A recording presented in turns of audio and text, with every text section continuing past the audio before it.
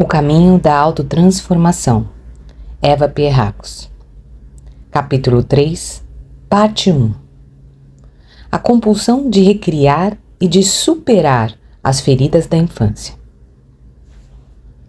O guia afirma que a psicologia profunda é uma disciplina espiritual porque é somente através do autoconhecimento que você pode purificar sua alma, isto é, limpá-la dos padrões de autodestruição e deixá-la em condições de relacionar-se com o Deus interior. A compulsão à repetição é bem conhecida em psicologia, porém, em nenhuma outra ocasião, como nesta palestra, foi exposto com tanta clareza o propósito desse fenômeno psicológico. Nossas experiências negativas repetidas estão ligadas não somente à nossa infância, mas também a encarnações anteriores. Com a ajuda desta conferência, podemos descobrir por que continuamos nos debatendo em nossas gaiolas de esquilo e como podemos parar de fazer isso. Saudações, meus caros amigos. Deus os abençoe a todos.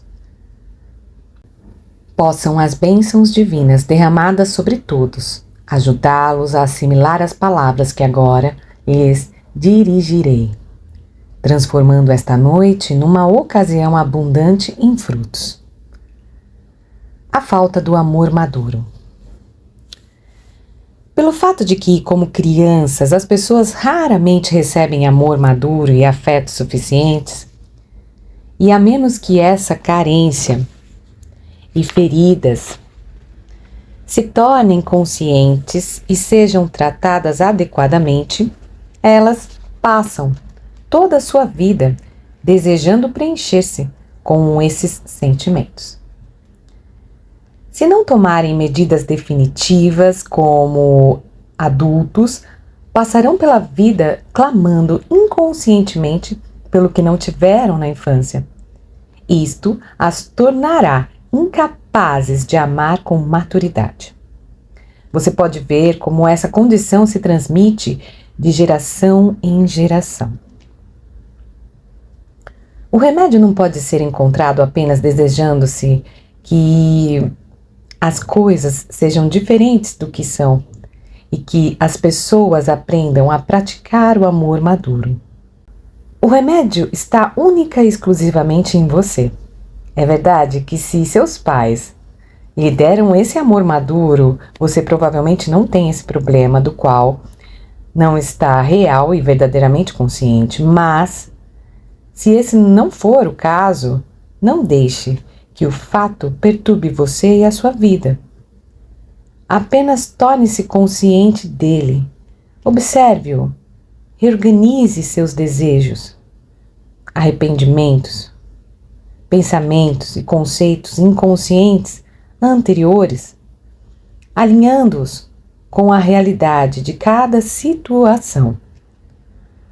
Como consequência, você se tornará uma pessoa mais feliz e com condições de oferecer amor maduro aos outros, a seus filhos, se os tiver, ou às pessoas de suas relações. De modo que uma reação em cadeia propícia será iniciada.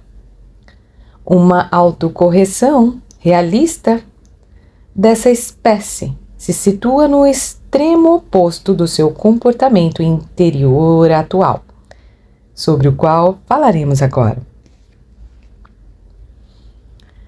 Todas as pessoas, inclusive aquelas poucas que já começaram a analisar sua mente e as emoções inconscientes em geral, subestimam a forte ligação que existe entre as aspirações e a sua não realização na criança e as dificuldades e problemas atuais do adulto. Bem poucas pessoas experimentam pessoalmente, e não apenas teoricamente, a força desse elo. É fundamental que se tenha consciência total dele. Podem existir casos isolados, excepcionais, em que um dos pais oferece um grau suficiente de amor maduro. Mesmo que em um dos pais tenha esse amor em alguma medida, provavelmente o outro não o terá, visto que o amor maduro nessa terra só existe em certo grau. A criança sofrerá pelas deficiências até mesmo de um pai e mãe amoroso. Com mais frequência, entretanto, ambos os pais são emocionalmente imaturos e não conseguem dar o amor desejado pela criança, ou apenas o dão em medidas insuficientes. Durante a infância, raramente essa necessidade é consciente. A criança não tem meios de formular suas necessidades em pensamentos. Ela não consegue comparar o que tem com o que os outros têm. Não sabe que alguma outra coisa pode existir. Acredita que tudo o que é como deve ser. Ou, em casos extremos, sente-se isolada de modo muito indiciocrático, acreditando que a parcela que lhe cabe não pode se comparar à de mais ninguém. Ambas as atitudes as desviam da verdade. Em ambos os casos, a emoção real não é consciente e, portanto, não pode ser adequadamente avaliada nem bem equacionada. Assim, a criança cresce sem nunca entender bem por que é infeliz e nem sequer se é infeliz.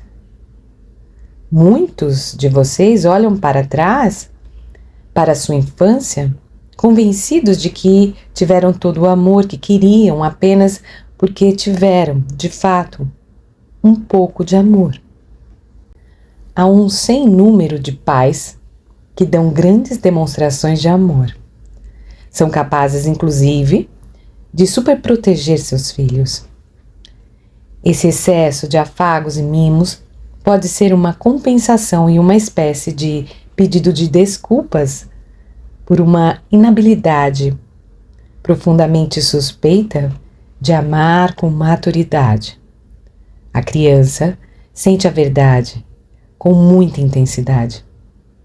Pode não pensar sobre ela conscientemente, mas em seu interior sente agudamente a diferença entre amor maduro e autêntico e a alternativa substitutiva imatura e aparatosa que lhe é oferecida. Os pais têm responsabilidade de dar aos filhos uma orientação adequada e a segurança que lhes é devida, e ambas exigem que eles exerçam sua autoridade. Há pais que jamais se atrevem a castigar ou a praticar uma autoridade sadia. Esse defeito se deve à culpa, porque o amor real, generoso, afetuoso e alentador não é parte integrante de sua personalidade matura. Outros pais chegam a ser muito severos, rigorosos demais. Assim, exercem uma autoridade dominadora, maltratando a criança e impedindo o desenvolvimento de sua individualidade. Ambos os tipos fracassam como pais, e suas atitudes errôneas, absorvidas pela criança, abrirão feridas e prepararão a caminhada da não realização. Nos filhos de pais rigorosos, o ressentimento e a rebeldia são mais expostos e, por isso, mais fáceis de rastrear. No caso de pais brandos, a rebeldia também é forte, mas oculta e, portanto, infinitamente mais difícil de detectar. Se você tivesse um pai ou mãe que o asfixiasse com afeição ou pseudo-afeição, e, no entanto, não oferecesse carinho verdadeiro, ou se tivesse um pai ou mãe que fizesse tudo certo, conscientemente, mas que também não tivesse afeição, inconscientemente você perceberia isso como criança e ficaria ressentido. Pode acontecer que você não tenha percebido isso de modo consciente, porque quando criança não podia pôr o seu dedo no que estava falando. Externamente, você ganhava tudo o que queria e de que precisava. Como poderia traçar a linha divisória tênue, a sutil distinção entre o afeto verdadeiro e a pseudo-afeição com seu intelecto de criança? O fato de que algo o incomodava, sem que você fosse capaz de explicá-lo racionalmente, o fazia sentir-se culpado e inseguro. Assim, você afastava tudo isso do seu campo de visão o mais que podia. Enquanto as mágoas, decepções e necessidades não satisfeitas dos seus anos iniciais permanecerem inconscientes, você não conseguirá chegar a um acordo com elas. Não importa o quanto ame seus pais, existe em você um ressentimento inconsciente que o impede de perdoá-los pelo desgosto que lhe causaram. Você poderá esquecer e perdoar somente se entrar em contato com sua mágoa e ressentimento profundamente escondidos. Como em um ser humano adulto, você verá que seus pais também são apenas seres humanos. Eles não estavam livres de deficiências, nem eram perfeitos como a criança pensava e esperava que fossem. E não devem ser rejeitados agora porque tinham seus próprios conflitos e atitudes imaturas. A luz da razão consciente deve ser projetada sobre essas mesmas emoções das quais você nunca se permitiu estar plenamente consciente.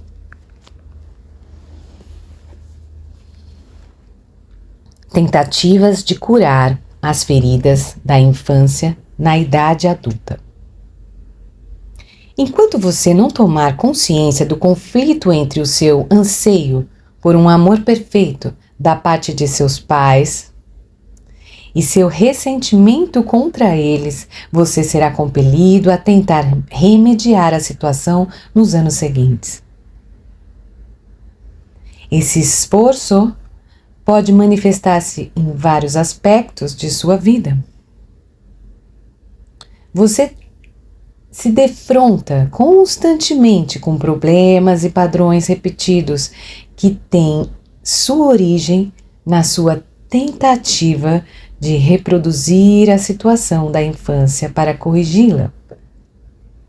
Esta compulsão inconsciente é um fator muito forte, mas permanece totalmente oculta à sua compreensão consciente. A maneira mais comum de tentar corrigir a situação está em sua escolha dos parceiros de amor.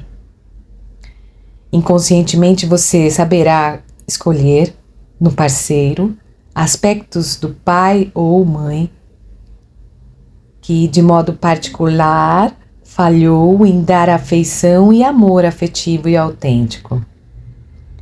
Mas você também procura no seu parceiro aspectos do seu outro pai ou mãe que mais se aproximou do atendimento às suas necessidades.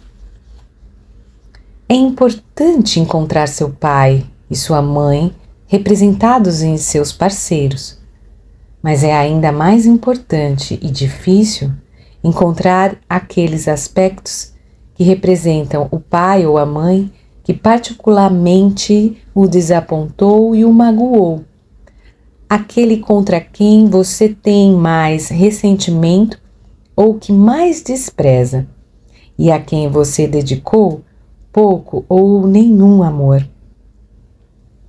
Assim, você procura os pais novamente, de uma maneira sutil, que nem sempre é fácil de detectar. Em seu parceiro, marido ou esposa, em suas amizades ou em outras relações humanas. Em seu subconsciente, as seguintes reações se apresentam. 2 pontos.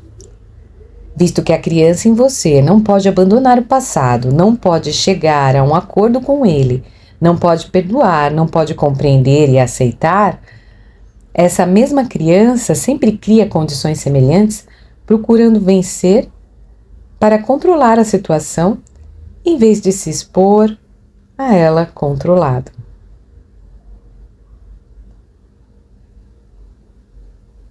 Perder significa ser esmagado. Isso deve ser evitado a todo custo. Os custos, na verdade, são altos, pois toda estratégia é impraticável. O que a criança em você se propõe a realizar jamais pode concretizar-se. A falácia dessa estratégia. Todo esse procedimento é altamente destrutivo. Em primeiro lugar, é uma ilusão que você tenha sido derrotado. Portanto, é uma ilusão que você possa ser vitorioso agora. Além disso, é uma ilusão que a falta de amor, por mais triste que isso possa ter sido quando criança, seja na verdade a tragédia que seu subconsciente ainda sente ser. A única tragédia reside no fato de que você obstrui sua felicidade futura, continuando a reproduzir a situação passada e procurando controlá-la. Meus amigos, esse processo é profundamente inconsciente. Naturalmente, nada mais está distante de sua mente quando focaliza suas metas e desejos conscientes. Será necessário escavar muito para desenterrar as emoções que o conduzem sempre de novo a situações em que seu objetivo secreto é sanar suas aflições da infância. Ao procurar reproduzir a situação da infância, inconscientemente você escolhe um parceiro com aspectos semelhantes àqueles de um dos pais. E, entretanto, são esses mesmos aspectos que tornarão impossível receber o amor maduro que com justiça você almeja há longo tempo. Agora, como aconteceu então? Cegamente você acredita que, por desejá-lo mais forte e vigorosamente, o pai ou mãe parceiro irá agora ceder, enquanto que, na realidade, o amor não pode chegar desse modo. Somente quando estiver livre dessa repetição sempre continuada é que você não mais clamará para ser amado pelo pai ou mãe. Em vez disso, você procurará um parceiro ou outros relacionamentos humanos com o objetivo de descobrir a maturidade que realmente necessita e deseja. Ao não exigir ser amado como uma criança, você desejará igualmente amar. Entretanto, a criança em você acha isso impossível. Não importa o quanto você seja capaz de fazê-lo através do desenvolvimento e do progresso. Este conflito oculto eclipsa sua alma, que de outro modo prosseguiria em seu desenvolvimento. Se você já tem um parceiro, o fato de desenterrar este conflito pode mostrar-lhe como esse parceiro é semelhante a seus pais em certos aspectos imaturos. Mas, visto que você agora sabe que dificilmente há uma pessoa realmente madura, esses aspectos imaturos em seu parceiro não mais serão a tragédia que eram enquanto você constantemente buscava um de seus pais ou os pais novamente, o que naturalmente jamais poderia acontecer. Com sua imaturidade e incapacidade agora trazidas à consciência, você pode construir uma relação mais madura, livre de compulsão infantil, e recriar e corrigir o passado. Você não faz ideia de como seu subconsciente está preocupado com o processo de reinterpretação da peça, por assim dizer, apenas esperando que desta vez será diferente. Mas nunca é. Com o passar do tempo, cada desapontamento pesa mais e sua alma se torna cada vez mais deprimida.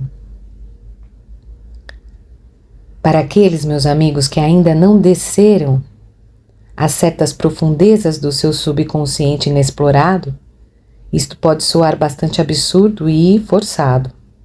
Entretanto, aqueles dentre vocês que chegaram a dar-se conta da força de suas tendências, compulsões e imagens ocultas, não apenas acreditarão prontamente, mas irão muito rapidamente experimentar a verdade dessas palavras em sua própria vida pessoal. Por outras descobertas feitas, você já sabe como é forte o funcionamento de sua mente subconsciente, como ela percorre com astúcia seus caminhos destrutivos e ilógicos. A revivência das feridas da infância será a segunda parte do capítulo 3 que vamos ler no próximo vídeo. Até lá!